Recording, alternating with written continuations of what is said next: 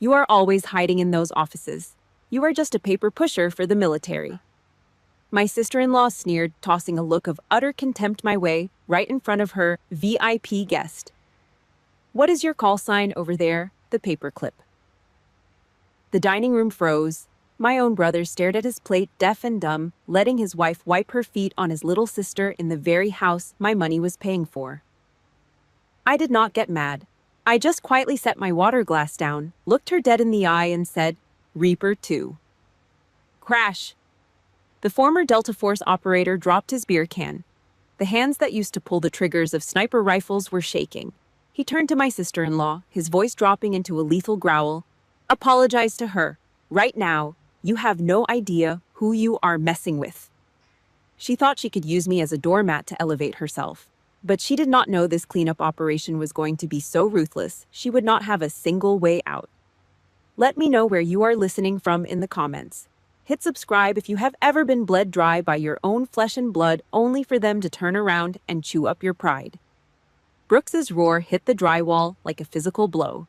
Diana's jaw snapped shut, then hung open. The thick layer of foundation caked on her face could not hide the sudden, ugly twitch in her left cheek. She shrank back into her expensive dining chair, her manicured nails digging into the upholstery. The aluminum beer can clattered across the solid oak table, leaving a thick trail of white foam soaking into the polished wood. The smell of cheap stale hops suddenly cut right through the overpowering stench of Diana's designer vanilla perfume. I did not flinch. I did not move a single muscle. My back remained locked straight against the high-backed chair, a textbook military posture drilled into my spine over 15 brutal years. Both of my hands rested parallel on my bare thighs. No desperate explanations. Not a single trace of emotion on my face. I just sat in the dead silence and watched her drown. Diana scrambled for a lifeline, her panicked eyes darting around the room as she tried to force a placating, crooked smile. But the muscles in her face betrayed her, spasming violently. She had just kicked a fire ant hill, and that fire was currently standing over her in the shape of a battle-hardened Special Forces veteran. I shifted my eyes to the left. Mark, my flesh and blood, the 42-year-old man who shared my last name. How did he react when a guest screamed in his wife's face to protect his little sister? He looked down. He reached out with trembling, clammy fingers to pick up a silver salad fork that had clattered to the hardwood floor. Then he grabbed a linen napkin and kept his head ducked, scrubbing frantically at an invisible stain on the table. He scrubbed until his knuckles turned white, praying the floorboards would just open up and swallow him whole. He refused to look at me. A pathetic, suffocating silence filled the space between us. The sharpest knife in this room did not come from Diana's sneering insults. It came from Mark's bowed head.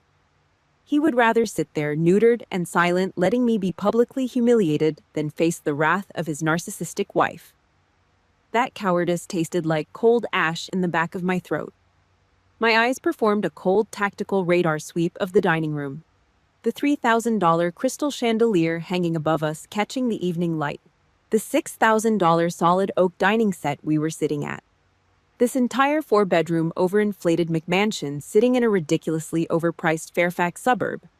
Every single piece of paper on this property had Mark's name on it.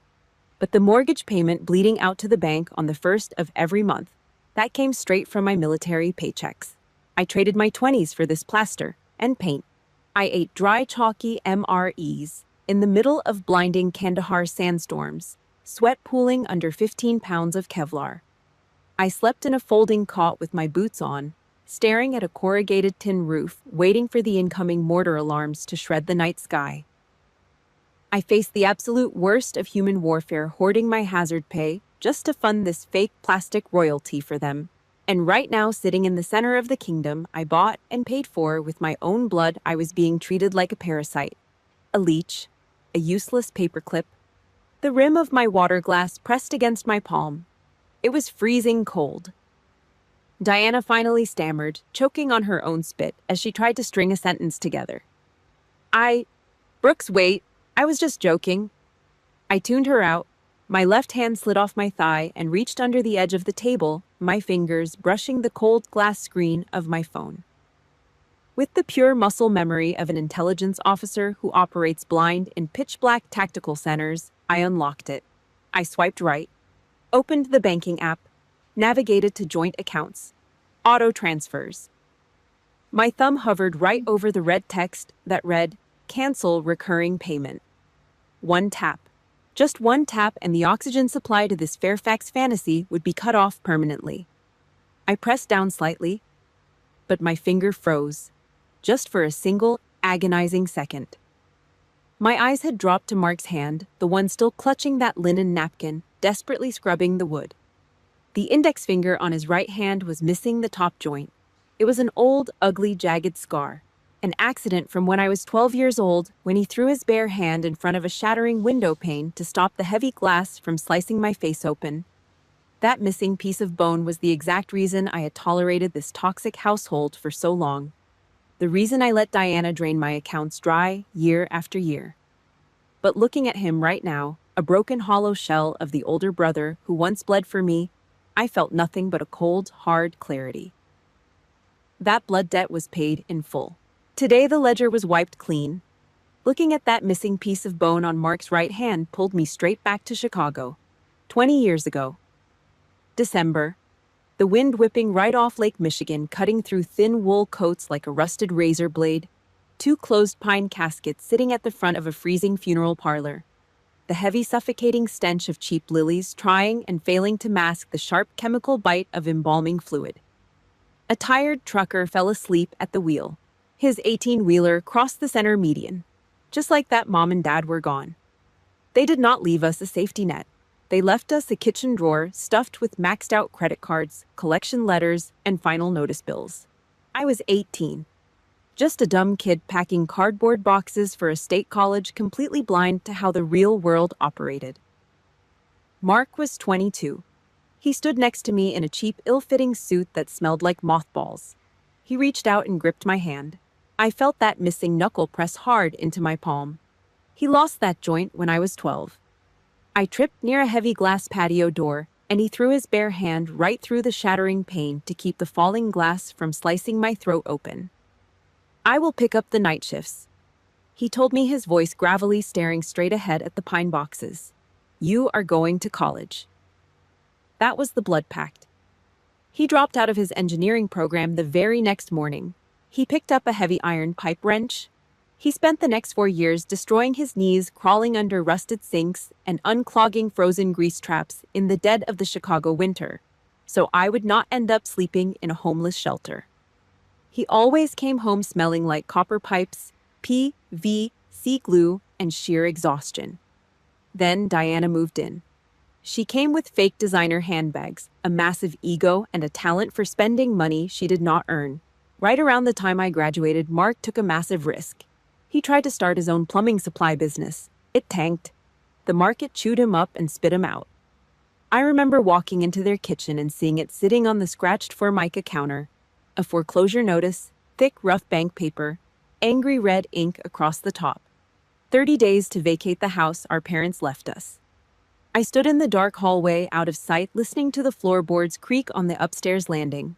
Diana was pacing, and she was hissing poison directly into my brother's ear. "She owes you her life, Mark." Diana's voice drifted down the stairs, dripping with pure venom. "She leached off your paycheck for 4 years while you ruined your back. You sacrificed everything for her. It is time for her to pay up. Tell her to fix this."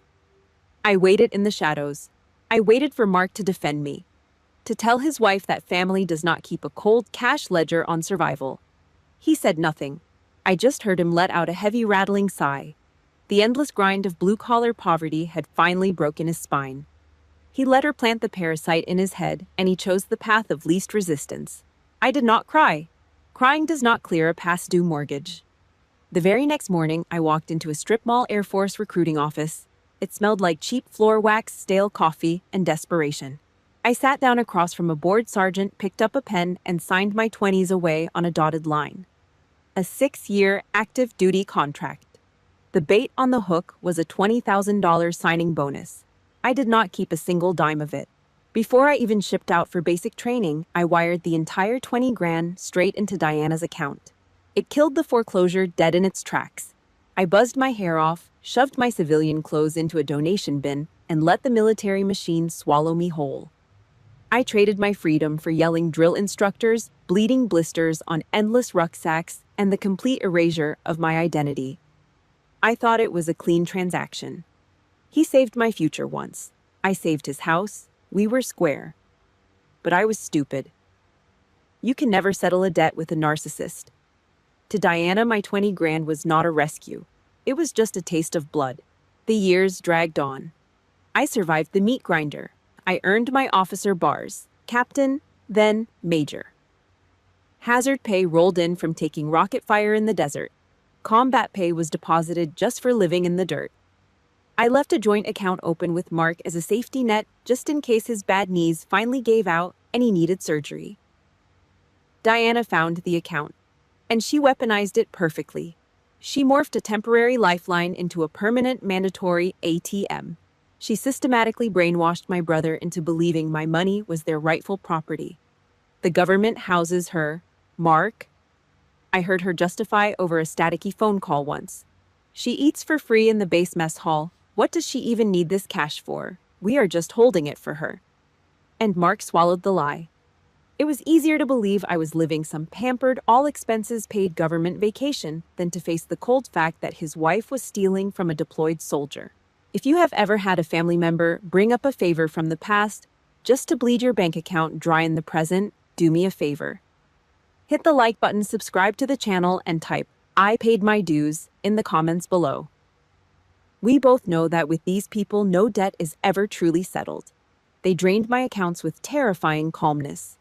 Buying Prada sunglasses, leasing luxury SUVs, and upgrading their kitchen appliances, completely ignoring where the money actually came from.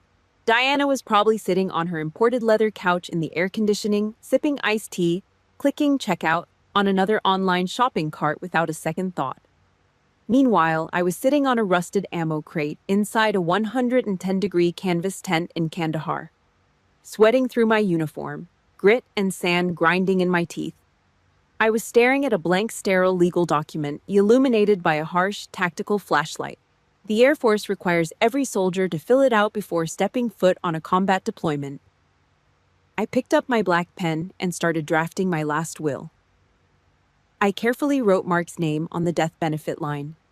I sat there in the sweltering heat, listening to the distant crack of gunfire, knowing damn well that if a mortar shell turned me into pink mist by midnight, Diana would be cashing my life insurance check before my body even made it inside the zinc coffin. Kandahar, 2018. 115 degrees in the shade. Inside the Tactical Operations Center, the air conditioning units rattled, fighting a losing battle against the crushing Afghan heat.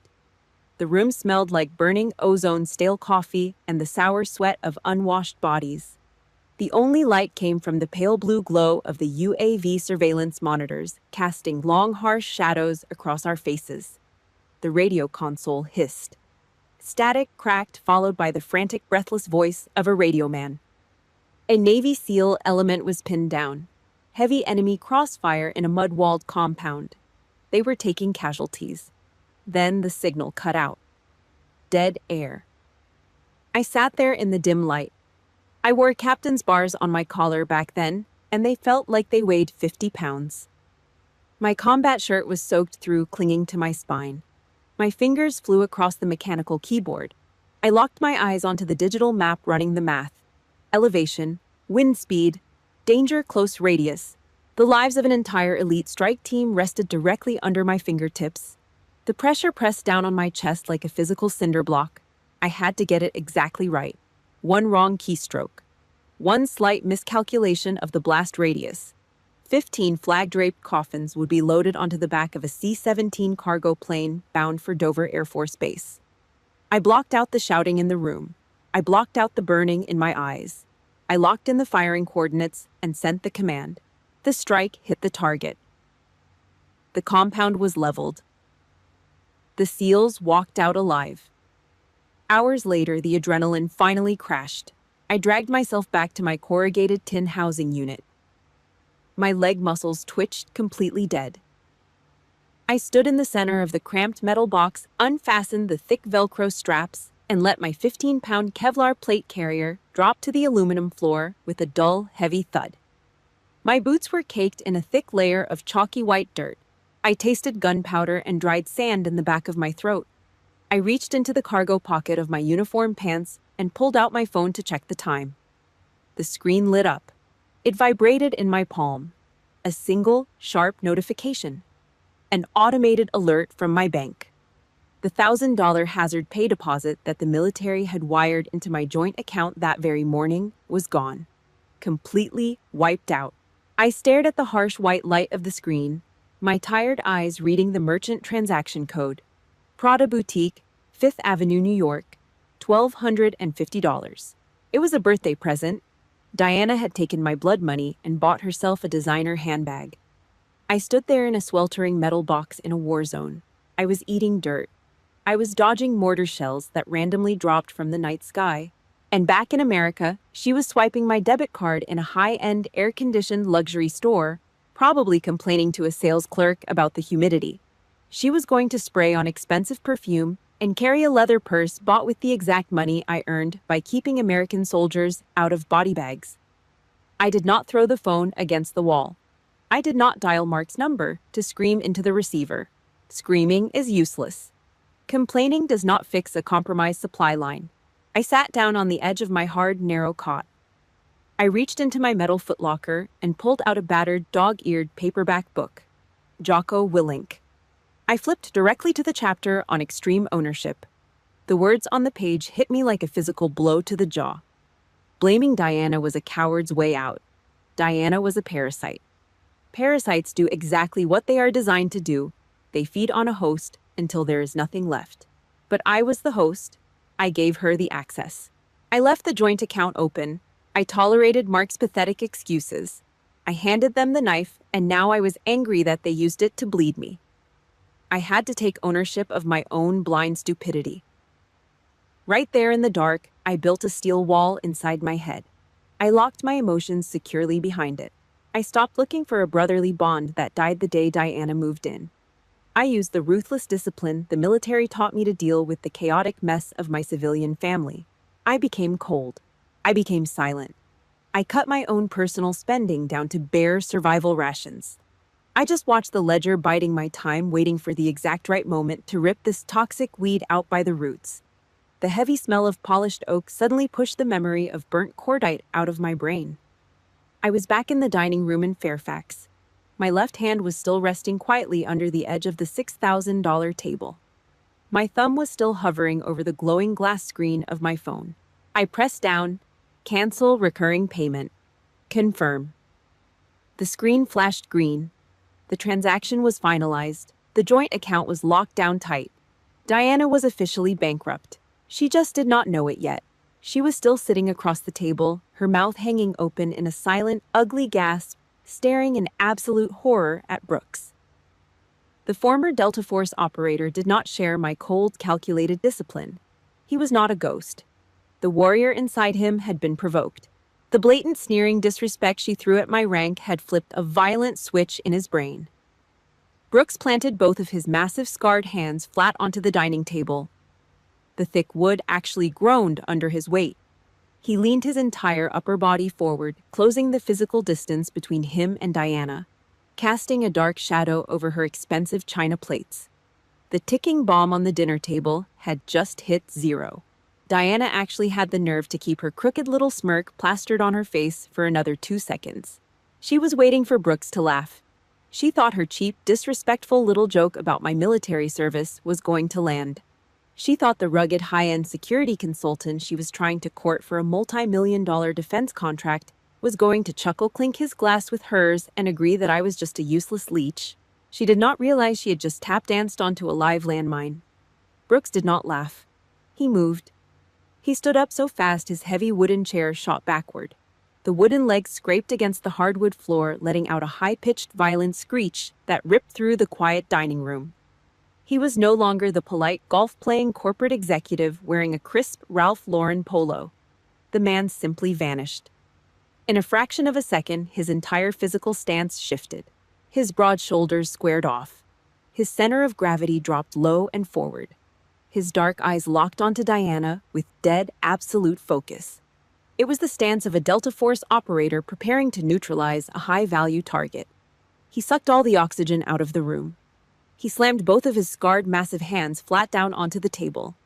The force of it made the solid oak shudder. The dark red Cabernet in Diana's crystal wine glass sloshed violently over the rim, staining the pristine white tablecloth like fresh blood. Apologize to her.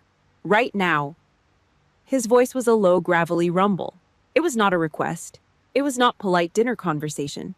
It was a battlefield command dripping with pure menace. Diana froze. The blood drained out of her face so fast she looked like a corpse wearing too much lipstick. What, Brooks, I was just joking, she stammered. Her voice cracked small and pathetic. Brooks leaned closer. His face was inches from hers. The veins in his thick neck bulged. Do you have any earthly idea what Reaper 2 means? He snarled, spitting the words right into her pale face. When grunts like me were pinned down in the mud in the Koringal Valley, taking heavy machine gun fire from the ridges bleeding out in the dirt, she was the one sitting in the intel room. She was the one running the grid. She called in the fire support that kept us breathing. Diana shrank back, pressing herself flat against her chair. Her fake corporate feminist boss lady armor was completely stripped away. She looked like exactly what she was, an arrogant, ignorant civilian playing dress-up in a world she did not understand. A fleck of spit flew from Brooks's mouth as he jabbed a thick, calloused finger directly at her nose. He did not leave her a single shred of dignity. She held the lives of dozens of trigger pullers in her bare hands. The tactical intelligence inside her head crushes your entire garbage corporate board of directors. She brought us home alive, and you dare call her a paper pusher. The silence that followed was deafening. The only sound was the harsh, ragged breathing coming from Brooks's chest. I sat perfectly still. My hands remained flat on my thighs. I did not need to raise my voice. I did not need to defend my honor. The profound, unspoken brotherhood of the United States military was doing it for me. A man who had kicked down doors in Fallujah and bled in the Afghan dirt recognized exactly what I was. He saw my worth, even if my own flesh and blood treated me like dirt on their shoes. I slowly turned my head. I looked at Mark.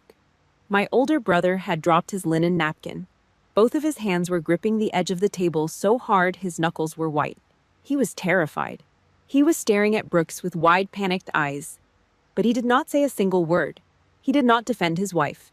He did not tell Brooks to step back, and he sure as hell did not look at me. The cowardice was baked right into his marrow. He was paralyzed, a hollow man watching his kingdom burn down around him. Brooks held his aggressive stance for 3 more agonizing seconds, letting the sheer weight of his disgust crush Diana into silence. Then he slowly stood up straight. He rolled his broad shoulders back, exhaling a long, sharp breath through his nose. He had just pulverized Diana's bloated ego. He had humiliated her in her own dining room. But an operator like Brooks does not just wound a target and walk away. He finishes the job. He reached down and casually picked up the expensive cloth napkin he had been using. He wiped his hands with it, his face turning completely blank. Cold. Corporate. He was done yelling. Now he was going to hit her where it actually hurt. He was going to aim a hollow-point bullet straight at her bank account. Brooks held the crumpled linen napkin in his massive right hand. He did not fold it. He did not place it neatly next to his plate like a civilized dinner guest. He tossed it directly into the center of his half-eaten, dry-aged ribeye. A thick, greasy smear of brown gravy stained the expensive white fabric. The casual physical disrespect of the gesture hit harder than a closed fist slap to the face. I do not sign contracts with people who wipe their feet on the uniform, Brooks stated. His voice was bone dry, hollow, zero room for negotiation or corporate double talk. This deal is dead. Millions of dollars in government defense subcontracts just evaporated into thin air. A multi-year revenue stream vanished. All because Diana could not resist the urge to crack a cheap, arrogant joke at my expense. She lunged forward. Her knee caught the heavy base of the dining table, rattling the crystal wine glasses. Wait, Brooks, you can't just do that. The framework is already drafted. We have lawyers reviewing the NDA. She reached out with both hands, her long manicured nails hooking desperately onto the sleeve of his tailored polo shirt. It was an act of pure, pathetic desperation. She looked like a drowning rat clinging to a piece of driftwood. Brooks did not even look at her. He just flexed his heavy bicep and snapped his arm back, shaking her off with the exact same physical revulsion you would use to brush a venomous scorpion off your combat boot. Diana stumbled backward, her high heels scraping awkwardly against the hardwood floor. Brooks turned his back on her entirely.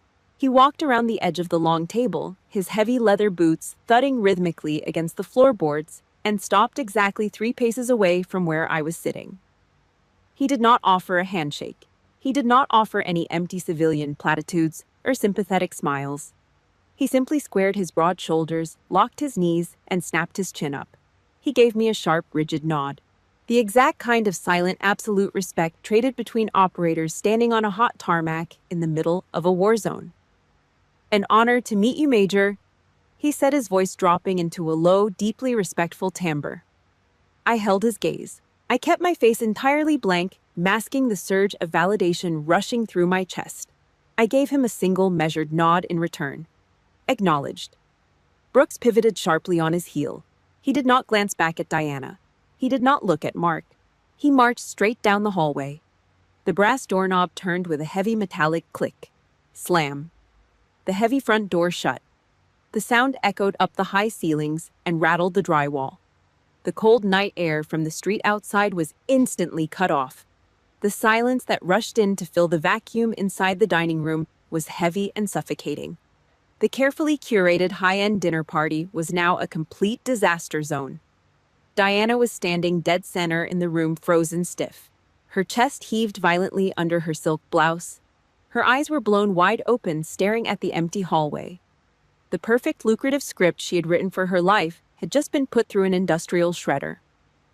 I sat back in my chair and watched her process the reality of the situation. A narcissist backed into a corner will never ever look inward. They are incapable of it. They will never accept fault for running their own mouth. They will immediately look for a soft target to absorb their rage. She did not look at me. She knew exactly what I was. I was a brick wall, and she had just watched Brooks bounce right off me with nothing but respect. So she spun around, her face twisting into something ugly and feral, and locked onto the weakest animal in the room. She lunged at Mark. She grabbed him by the collar of his light blue dress shirt, her knuckles digging right into his throat. Mark let out a pathetic, startled gasp, throwing both of his hands up defensively in front of his chest like a frightened child. "This is all because of your goddamn bitch of a sister," Diana shrieked. The sound was unbearable, high-pitched, raw, and completely unhinged. It clawed at my eardrums. It was the sound of a spoiled brat who had just been told no for the first time in her adult life. She just nuked my entire career. My biggest contract of the year is gone. Diana was shaking him violently, her face contorted into a mask of pure, ugly rage. Saliva flew from her lips. "What the hell are you just standing there for? Throw her out, pack her trash bags, and throw her out on the street right now." Mark stumbled backward, his heels slipping on the polished wood. He did not push her off. He did not tell her to lower her voice or respect the house. He just stood there, a 42-year-old man cowering in his own dining room while his wife treated him like a stray dog. "Diana, please, honey, calm down. Let's just talk about this. We can call him tomorrow." Mark stammered, his voice trembling. He was practically begging. He was apologizing for my existence, apologizing for the fact that a guest had defended me, apologizing for breathing her air. It was sickening. It was a complete structural collapse of whatever spine he had left from his blue-collar days. I was looking at a man who used to break his back pulling night shifts, now completely castrated by a woman who valued a corporate contract over his own flesh and blood. I could not sit there and watch it anymore. I took a slow, deep breath through my nose. I placed both of my palms flat against the smooth edge of the $6,000 oak table. I pushed my chair back, the wooden legs sliding silently across the floor, and I stood up. It was time to establish martial law. Diana shrieked a few more unintelligible curses at the ceiling, stomped her expensive heels against the hardwood, and stormed up the heavy wooden staircase. A second later, the master bedroom door slammed shut so hard it rattled the framed pictures hanging on the hallway drywall. I did not follow her. I did not care. I walked slowly toward the back of the house. The kitchen was half lit, smelling heavily of congealing beef fat and burnt garlic from the dinner party. Mark was standing at the oversized stainless steel sink. He had his back to me. Both of his hands were braced against the metal edge. The faucet was running on full blast. Freezing cold water pounded down over a stack of greasy, half-scraped porcelain plates, splashing over the rim and soaking the front of his light blue dress shirt. He was not washing them. He was just staring down the drain. His broad shoulders were shaking, short, jagged tremors. He was crying, not the loud, angry tears of a man who had just lost a fight. These were the choked, suffocating sobs of a man completely stripped of his dignity. A 42-year-old former blue-collar worker who had just been verbally castrated in his own home, right in front of the little sister he used to protect. I stopped a few feet behind him. The rubber soles of my tactical boots made zero sound on the tile. I did not reach out. I did not place a comforting hand on his shoulder. I did not tell him it was going to be okay. That is what civilians do when they want to avoid ugly truths. "Wash it off, Mark," I said. My voice was dead flat, low, unforgiving. Mark flinched like I had hit him with a live wire. He scrambled to turn around, swiping the back of his wet hand aggressively across his eyes. His face was blotchy. His eyes were bloodshot and swimming with humiliated tears. "Alicia? God, Al, I am so sorry." He choked out, his voice cracking violently. He gripped the edge of the granite counter behind him. "I should have stopped her. I should have stood up for you out there. I stepped forward. I reached past him, grabbed the heavy chrome handle of the faucet, and yanked it down. The water cut off instantly.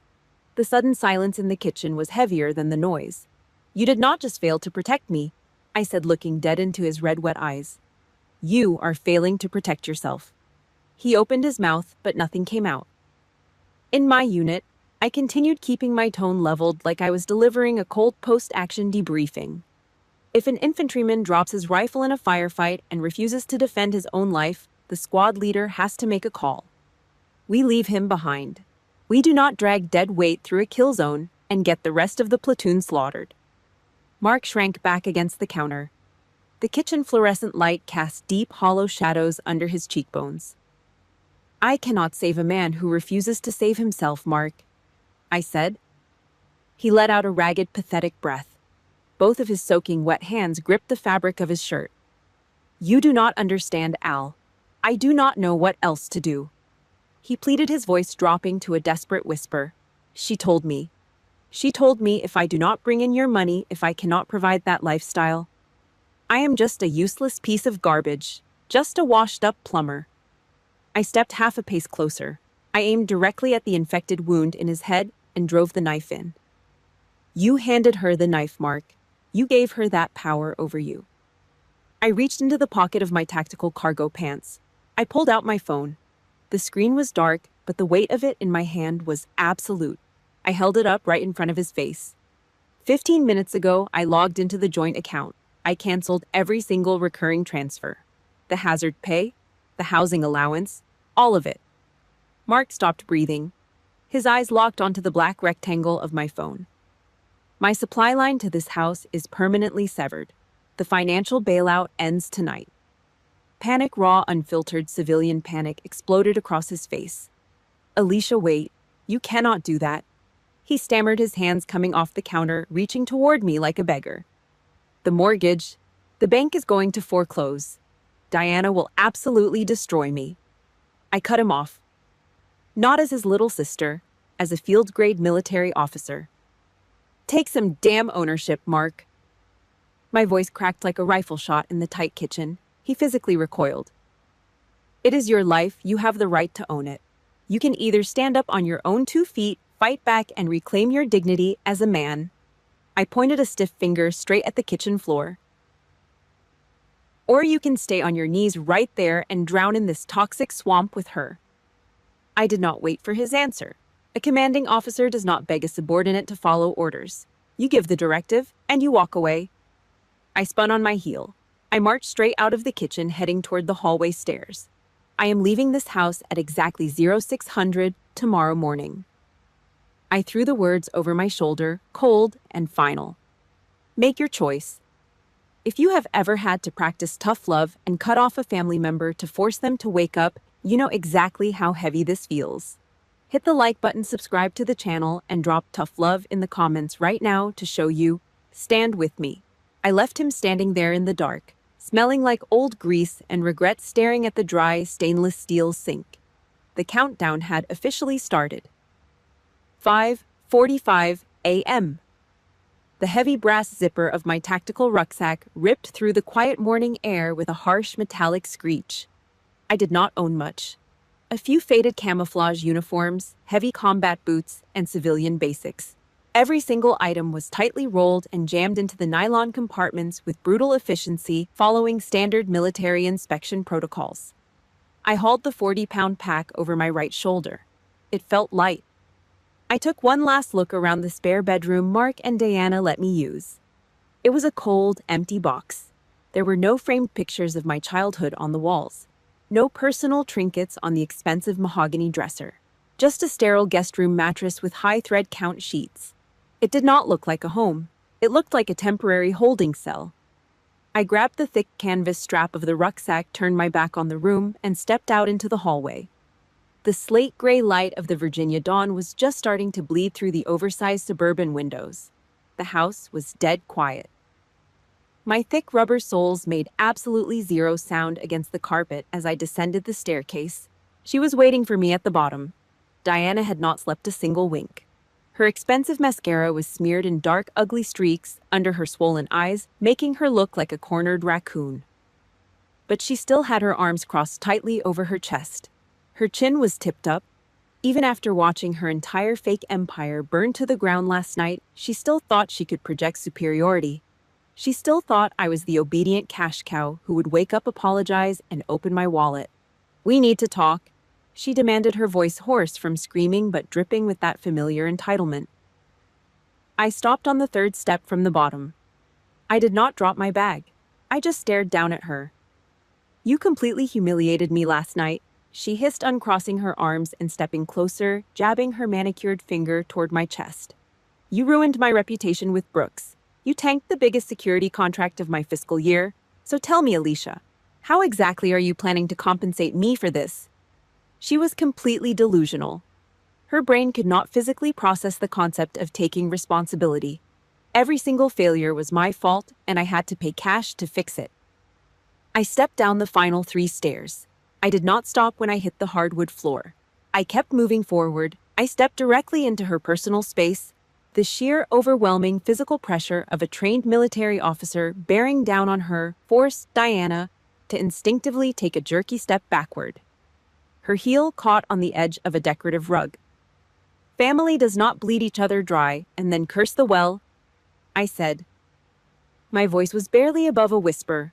It did not echo, but it cut through the cold morning air like a straight razor. "That financial pipeline you have been gorging yourself on. It was severed last night. The joint accounts are locked. My direct deposits are rerouted." Diana's mouth fell open. The arrogant scowl melted right off her face, replaced by a sudden, sickening realization. "And your little corporate charade is over." I continued, my eyes locked dead onto hers. "You are done using my military rank to pad your garbage security firm's resume. You are done dropping my call sign at fancy dinner parties to impress men who actually served. From this second forward, you fund your own life." The muscles in her jaw twitched violently. She could not believe what she was hearing. "Are you threatening me in my own damn house?" She shrieked, her voice skyrocketing into a panicked, defensive pitch. I leaned in. My face was inches from hers. I could smell the stale wine and sheer desperation radiating off her skin. "If you ever speak my name in public again," I whispered, every word a hollow point bullet. "If I hear that you have laid a single finger on Mark, or if you ever try to gaslight him about his worth again, I swear to God on the rank pinned to my collar, I will drag you through the mud." She stopped breathing. "I will subpoena every single bank statement," I promised her. "I will lay out a decade of forensic audits in a civil courtroom. I will show the whole world exactly how you funded this little McMansion fantasy with the hazard pay of a deployed soldier. I will strip you down to nothing." She stumbled backward. Her back hit the heavy wooden banister. She was gasping for air, her chest heaving like a drowning victim. I had just taken a sledgehammer to the very foundation of her narcissistic reality. The money was gone. The reputation was gone. The control was gone. She looked around wildly, eyes wide with pure, unfiltered terror. She reached for the only weapon she had left. "Mark!" she screamed, twisting her head toward the dark kitchen hallway. Her voice was shrill, completely hysterical. "Mark, get out here. Are you just going to stand there and let your sister threaten your wife in your own house?" "Mark." Her shriek echoed through the high ceilings, fading into a dead, heavy silence. I did not move. Diana gripped the banister, her knuckles white, panting heavily. We both stared down the dark hallway leading to the kitchen. Nothing.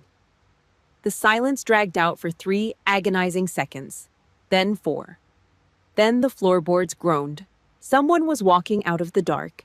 Diana actually smirked. She stood there by the banister, panting, but a smug, ugly little curve twisted the corner of her mouth. She was waiting.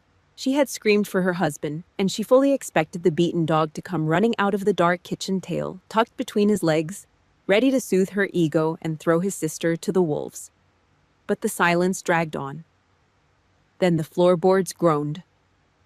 It was a footstep, but it did not sound right. It was not the hurried, shuffling, apologetic scurry Mark had adopted over the last 10 years. This sound was different, slow, heavy, deliberate. Mark stepped out of the shadows of the kitchen hallway and into the pale morning light of the foyer. He was not wearing the grease-stained apron anymore. He was wearing an old, faded flannel shirt over a plain white undershirt.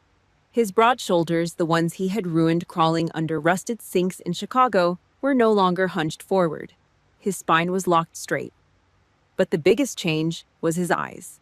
For the first time in a decade, Mark did not look at Diana with a desperate, pathetic hunger for her approval.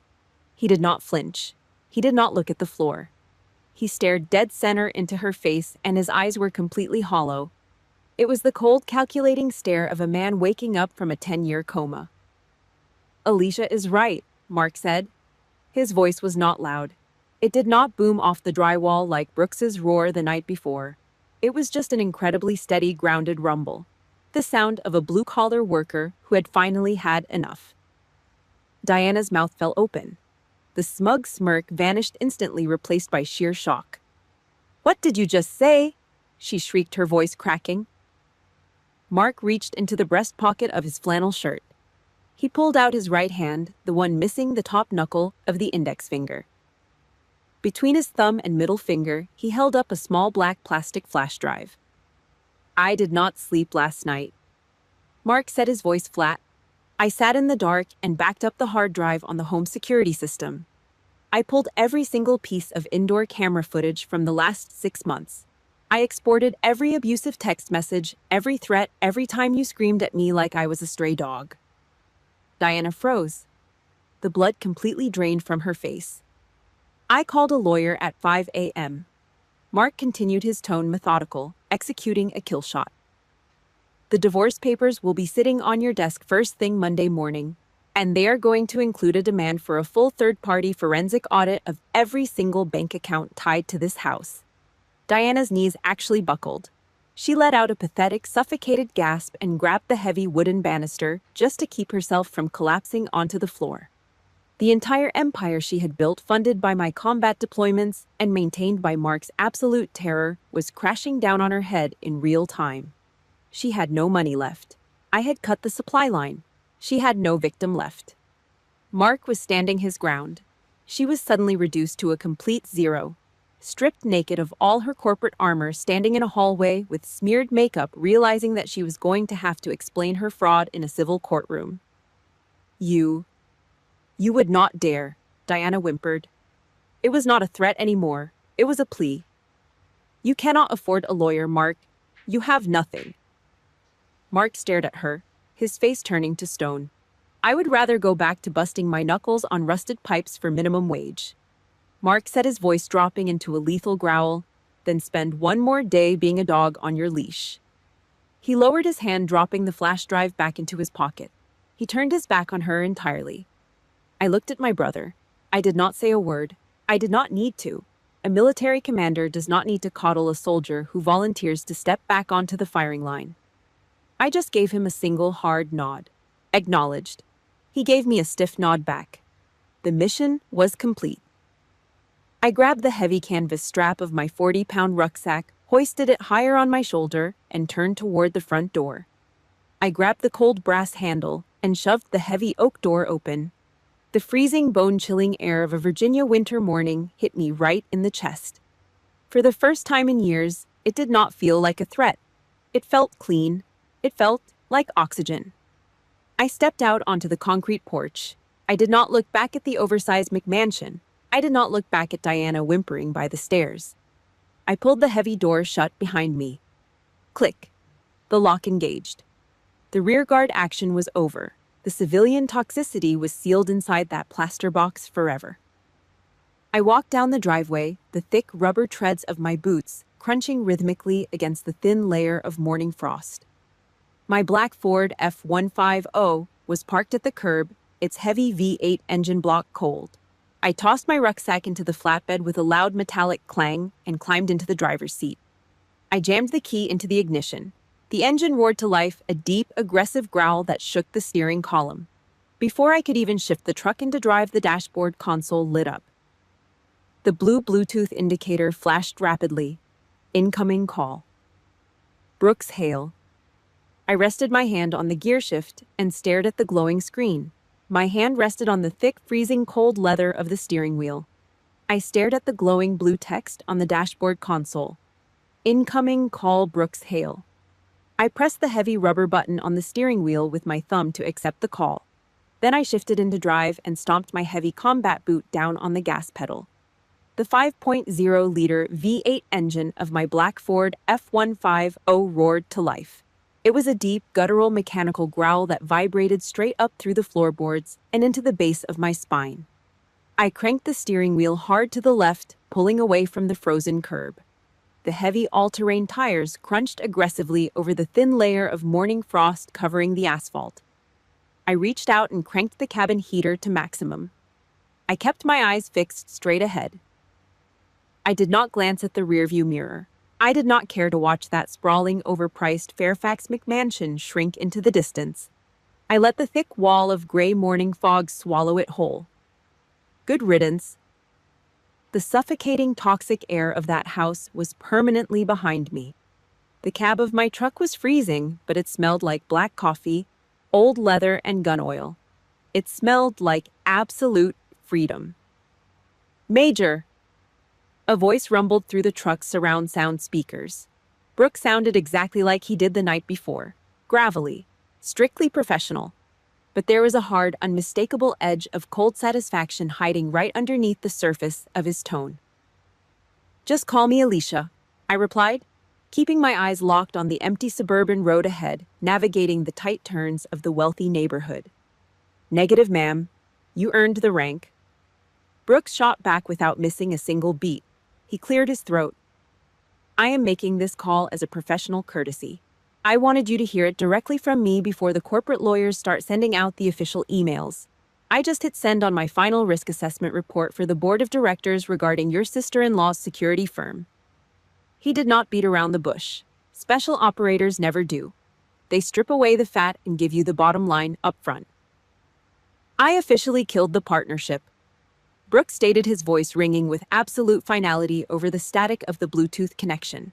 I pulled the plug. Reason for rejection. Hostile corporate leadership, a deeply toxic organizational mindset, and a severe fundamental lack of understanding regarding national security protocols. It was a kill shot straight to the jugular. In the cutthroat world of government defense contracting, your reputation is the only currency that actually matters. You can have all the slick PowerPoint presentations and imported designer suits in the world, but if the operators do not trust you, you are dead. Brooks was not just some corporate suit pushing papers around a mahogany desk. He was a former Tier 1 operator. He was a top-level intelligence consultant. His word carried the weight of a sledgehammer in those high-rise boardrooms in Washington, D.C. By putting those exact words, hostile, toxic, incompetent, into an official corporate risk assessment, he did not just cost Diana a single multi-million-dollar deal. He effectively blacklisted her entire firm. Her name would be flagged in the vendor databases. The report would circulate through the tight-knit veteran network that runs private security in this country. Guys talk. Word travels fast in this industry. She would never secure a federal government contract again. No Pentagon money. No Department of Homeland Security bids. Nothing. Her little fake corporate empire was dead in the water, bleeding out from a self-inflicted gunshot wound to the mouth. She tried to step on a soldier to make herself look taller, and it ended up snapping her own neck. A slow, hard smirk pulled at the corner of my mouth. It was the first time I had genuinely smiled in days. The sheer ruthless efficiency of it all was beautiful. "Thank you, Sergeant," I said. 2 words. I did not need to pour my heart out. I did not need to give a tearful emotional speech about how much this meant to me. We were 2 soldiers. We spoke in actions, not empty civilian gratitude. He saw a threat to a fellow service member, and he neutralized it. "No one gets left behind," Brooks replied. The old military mantra. To civilians, it sounds like a cheesy line from a Hollywood war movie, but to us, it was a blood oath. He proved right there that the brotherhood of the uniform does not magically disappear just because you take off the combat boots and put on a civilian suit. You protect your own. You cover your squad's 6, always. "Drive safe, Major," he said. "Copy that. Out," I replied. The line clicked dead.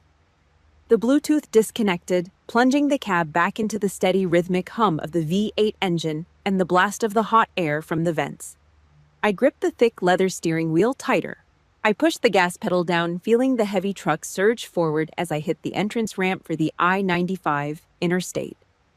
The tires hit the highway pavement, picking up speed, leaving the toxic wreckage of Fairfax miles behind me.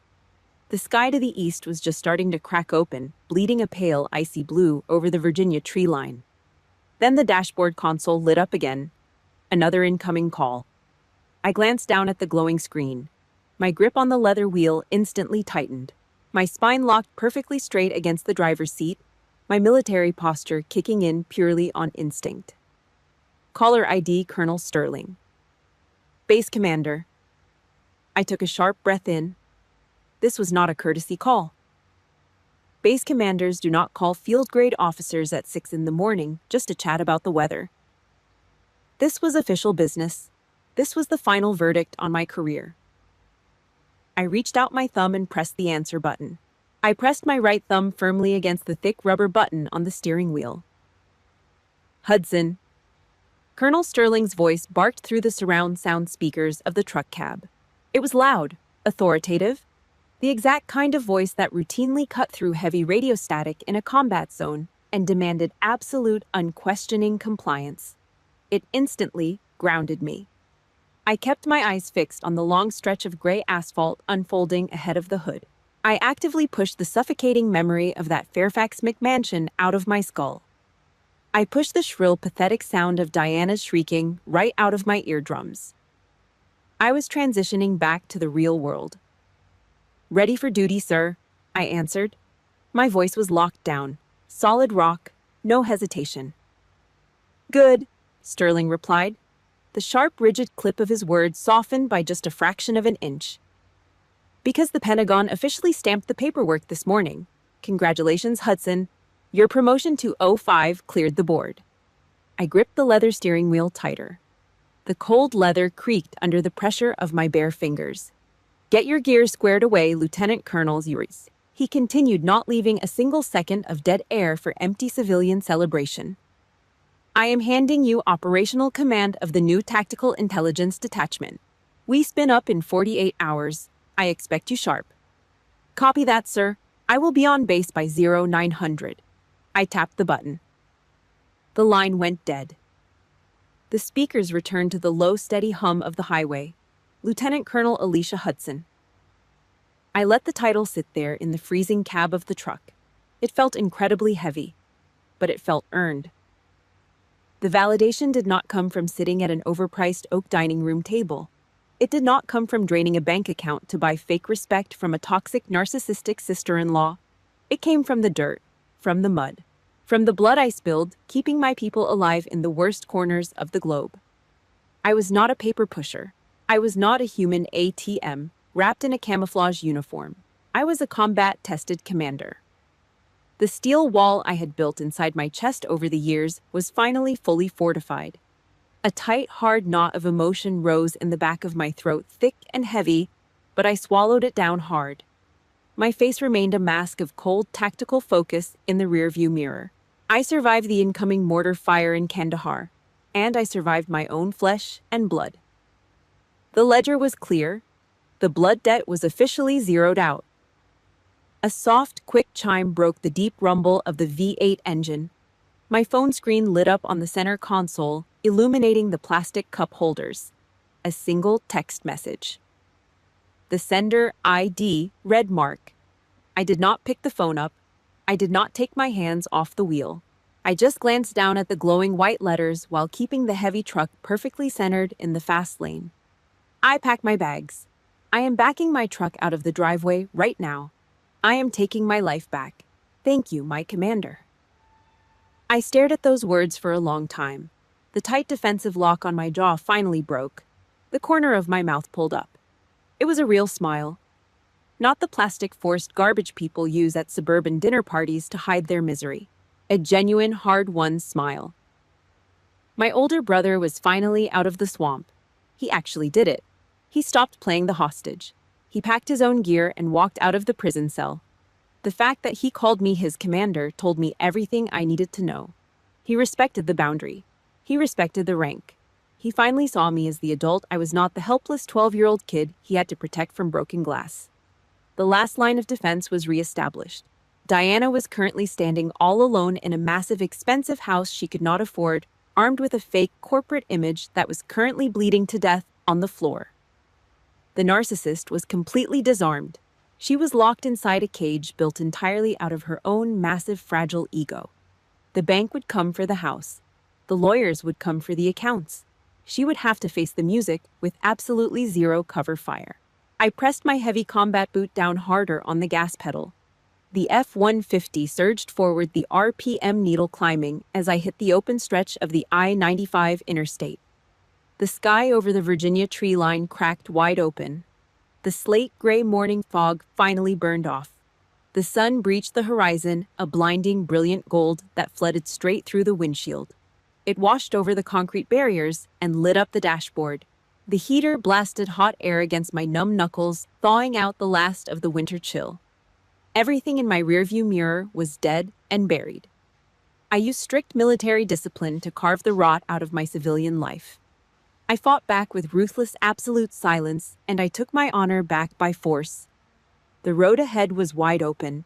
The heavy tires gripped the asphalt, eating up the miles at 80 miles an hour. New coordinates were waiting for me. Lieutenant Colonel Alicia Hudson was heading back to the firing line, unbroken, untouchable, unconquerable. Thank you so much for listening today. Please hit that like button, drop a comment, and subscribe to support the channel. Stay strong out there, and I will see you next time.